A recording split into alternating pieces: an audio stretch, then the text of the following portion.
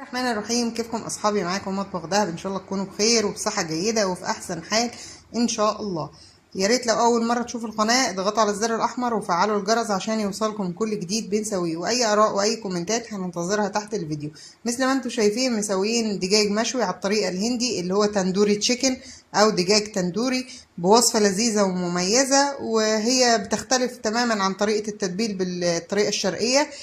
والتوابل يعني صارت موجودة عند العطارين وموجودة في كل سوبر ماركت. ان شاء الله الوصفة تعجبكم.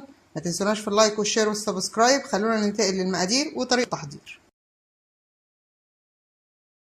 بتتبيلة الدجاج التندوري التشيكن تندوري، عندي هنا ثوم مهروس وجنزبيل فريش مهروس، ولو مفيش استعضي عنه ببودر بس يفضل الفريش يعني.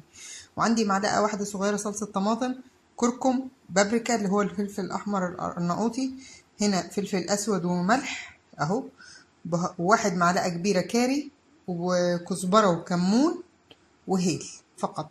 ومثل ما انتم شايفين عاملة عصير ليمونة، واتنين معلقة أي زيت عندك، واحد كوب زبادي. هخلط كل المكونات وأتبل بيها الدجاجة وأخليها لمدة ليلة في التلاجة، ونرجع نشوف الخطوة هنسويها كيف. صحابي هذه الدجاجة خليتها لمدة ليلة في تتبيلة التندوري، هدخلها الحين على رف شبكي في الفرن أشويها وأشوفكم في الخطوة التانية.